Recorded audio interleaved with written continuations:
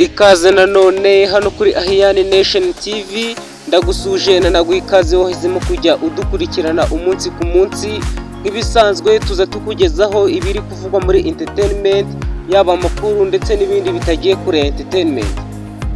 Bityo rero nimba ari ubwa mbere ugeze hano, mwandira kuri subscribe kugira ngo tujye dukomeza kubana umunsi ku munsi. Uyu munsi tugiye kugaruka ku rutonde rw'abahanzi 10 bakize mu Rwanda kurusha abandi muri uyu mwaka 2024. Uru rutonde rwakoze hashingiwe ku mitungo abahanzi bafite n'ibindi bikorwa bagiye bakora bibinjiriza amafaranga. Nta gutinda rero reka dutangire, gusa reka duhere ku mwanya wa 10. Nk'ibisanzwe iyi ni Ahiyani Nation TV, nge mubana nitwa Wayirani. Nta gutinda reka dutangire. Ku mwanya wa 10 turasanga umuhanzi witwa Sani Ingabire Dorcas, yamenyekanye cyane ku ndirimbo ye yakoze yitwa Kungora. Iyi ndirimbo ikaba yarakunzwe cyane aho yagiye itwara ibihembo byinshi. Sani aza muri bano bahanzi kubera ubucuruzi bukomeye bw'imyenda akorera mu gihugu cya Kenya. Mu mwaka w'ibihumbi 2019 indirimbo yabo ya Kungora niyo yabaye indirimbo yahenze mu Rwanda mu buryo bw'amajwi. Nta gutinda reka dukomeze no ku mwanya wa 9. Ku mwanya wa 9 turasanga umuhanzi Platini. Umuhanzi Neme Platini uzwi nka Platini P yamenyekanye cyane mu itsinda rya Dream Boys, akaba akorera umuziki mu nzu ireberera inyungu z'abahanzi izwi nka Kina Music iyobowe na Krema. Nta gutinda reka dukomeze no ku mwanya wa 8. Ku mwanya wa 8 turasanga umuraperi Riderman. Emery Gatsinzi wamenyekanye mu muziki nka Riderman, akaba aririmba mu njyana ya hip hop.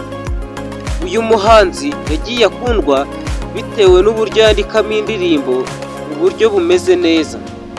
Uyu muhanzi amafaranga menshi bivugwa ko yayakuye mu nzu itunganya indirimbo, ibisumizi ndetse na kampani nyinshi agenda yamamariza zirimo nka MTN ndetse na Infinix. Nta gutinda rero reka dukomeze no ku mwanya wa 7. Ku mwanya wa 7 turasanga umuhanzi Meddy. Ngabo Medard Gilbert uzwi nka Meddy yamenyekanye cyane mu njyana ya R&B. Uyu muhanzi ndetse atuye muri Amerika. Meddy akaba ari we muhanzi wabashije kuba yagira miliyoni nyinshi ku rubuga rwa YouTube bitewe n'indirimbo yakoze yakunzwe cyane, yarebwe na miliyoni 100 zose ku rubuga rwa YouTube. Iyi akaba ari indirimbo yise Slowly. Meddy yagiye agirana amasezerano n'ibigo bikomeye harimo nka Airtel. Nta gutinda rero reka dukomeze no ku mwanya wa 6. Ku mwanya wa 6 turasanga Super Manager.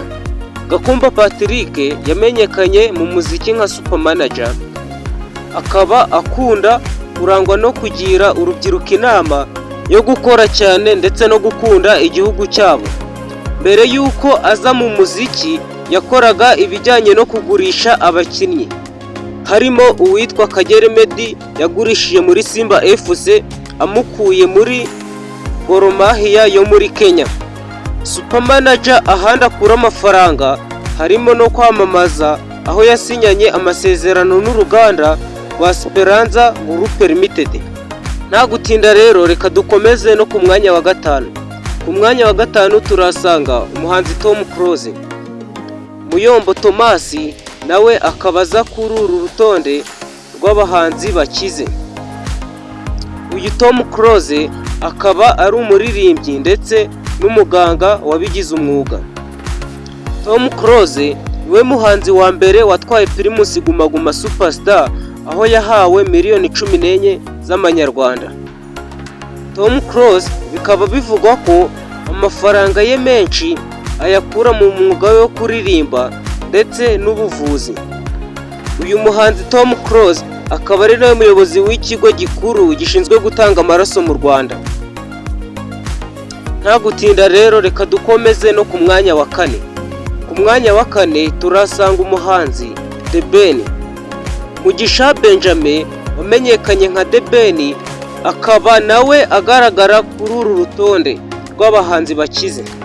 The Ben yagiye asinya amasezerano yo kwamamariza amakampani akomeye cyane, aho yamamarizaga Tekino Mobile kuri miliyoni 42 z'amanyarwanda. The Ben ndetse yanamamarizaga n'urundi ruganda rukomeye cyane ku isi mu gukora amashampanye. The Ben kandi anafite brand ku myenda yitwa Tiger B. Nta gutinda rero, reka dukomeze no ku mwanya wa gatatu. Mu mwanya wa gatatu turasanga umuhanzi Knowless. Ubusanzwe Knowless yitwa Jeanne d'Arc Ingabire Butera, akaba ari umwe mu bahanzi b'abakobwa bamamaye muri uyu mwuga. Uyu muhanzi ubana n'umuproducer niwe muhanzi w'umukobwa wabashije kuba yatwara Primus Guma Guma Superstar. Knowless ugenda mu modoka nziza cyane ndetse akaba anatuye mu nzu nziza cyane i Nyamata mu Bugesera. Uyu muhanzikazi akaba yaranabaye brand ambassador wa Airtel. Nta gutinda rero, reka dukomeze no ku mwanya wa kabiri. Ku mwanya wa kabiri turasanga umuhanzi Bruce Melody. Uyu muhanzi witwa Bruce Itahiwacu akaba nawe yarabaye icyamamare mu muziki w'u Rwanda, aho n'ibikorwa bye byinshi bimwinjiriza biturutse mu mwuga w'umuziki. Muri ibyo bikorwa harimo inzu itunganya umuziki ye yitwa Igitangaza Music, aho anayibereye umuyobozi ndetse ari muri bamwe bakura amafaranga menshi mu muziki. Bruce Melody agenda akorana n'andi makampani atandukanye mu kuyamamariza, aho bimwinjiriza amafaranga atari make. Amwe mu masezerano aherutse gusinya harimo gukorana na Kigali Arena, aho ayibereye brand ambassador kuri miliyoni 150 z'amafaranga y'u Rwanda. Bruce Melody anamamariza Block, akaba ari inzoga ikorwa n'uruganda rw'Abanyepolandi. Nta gutinda rero, reka dukomeze no ku mwanya wa mbere. Umwanya wa mbere turasanga umuhanzi King James. Uyu muhanzi ubusanzwe yitwa Ruhumuriza James, ayo akaba ariyo mazina yiswe n'ababyeyi be. Uyu muhanzi aririmba mu njyana ya R&B ndetse akanaririmba no muri Afrobeat. Izo njyana akaba ari nazo zatumye amenyekana.